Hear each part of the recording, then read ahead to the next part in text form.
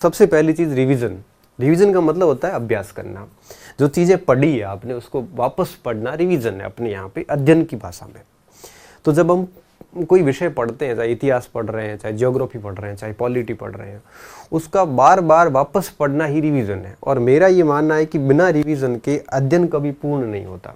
और रिवीजन के अभाव में आपने अगर कितनी भी बार कितना ही अच्छा काम किया है, अगर आपने रिवीजन नहीं किया तो आपको रिजल्ट नहीं देगा। मैंने देखा है कि जब भी कोई एग्ज़ाम होता है तो एक बच्चा पूरे साल बढ़िया मेहनत करता है और लास्ट में रिवीजन के अभाव में वो फेल भी हो जाता है।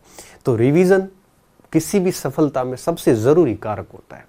इस रिवीजन को आखिर कैसे, जब आप पहली बार कोर्स पढ़ रहे हो, पहली बार पाठ्यक्रम पढ़ रहे हो, तो जब आपने शुरू किया, जैसे अभी रीट स्टार्ट किया है या फिर फर्स्ट ग्रेड की तैयारी शुरू की है या कॉलेज लेक्चर की तैयारी शुरू की है, तो जब पहली बार आप कोर्स पढ़ते हो तो निश्चित रूप से आप साथ साथ में 2 विषय लोगे।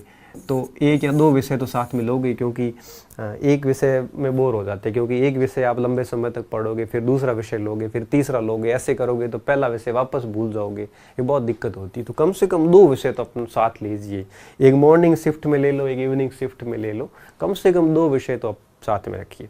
अब इनको करना क्या है, जैसे मान लो अब यहाँ पे 2 टाइप से 2 चीज़ें हो सकती हैं। सबसे पहली चीज़ ये कि कम से कम 6 दिन आपने जो पढ़ा, 6 डेज, जैसे मान लो कि आपने इतिहास ली और प्राचीन भारत में आपने 6 दिन में एक सिंधु घाटी और वैदिक काल 2 पाठ पढ़ लिए।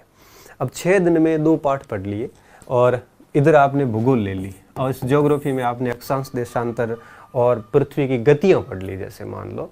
तो 6 दिन के अंदर आपने इन 6 दिनों में भूगोल के 2 पाठ पढ़ लिए और इतिहास के भी मान लो 2 पाठ पढ़ लिए।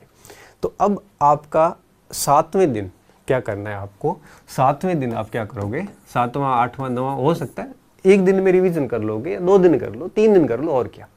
तो जब आप 6 दिन में जो पढ़ा वो फिर आप 7वें 8वें 9वें 2 दिन 3 दिन, 1 दिन में होता तो 1 दिन ही सही, कोई 2 दिन में करेंगे तो 2 दिन ही सही, कोई 3 दिन में करेगा तो 3 दिन। मैं कहूँगा कि आप 6 दिन पढ़ो और 7वें दिन रिवीजन करो। तब बच्चे का मैसेज आता है, सर 1 दिन में पूरा नहीं होता तो भाई 2 दिन में कर ले, सर 2 दिन में पूरा नहीं होता तो 3 दिन में कर ले। इसमें पूछना क्या है, तो वापस 2-3 दिन रिवीजन कर लो।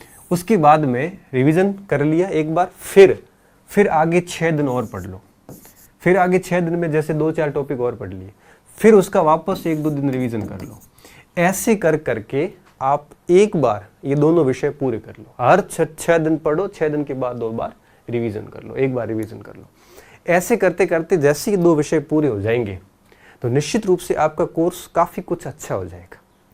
फिर क्या करना है, फिर जैसे मान लीजिए कि आपकी पूरी पेपर में, जैसे मान लो आप किसी 2nd ग्रेड की तैयारी कर रहे हैं, 1st ग्रेड की कर रहे हैं, मान लो टोटल 8 विषय है, तो ऐसे 2 विषय जैसे पढ़े हैं वैसे अगर आप सारे के सारे विषय ऐसे कर लो, 3 4 5 से ज़्यादा विषय मेरे हिसाब से किसी में नहीं है, क्योंकि मैक्सिमम 5-6 विषय से ज़्यादा किसी में होते नहीं है।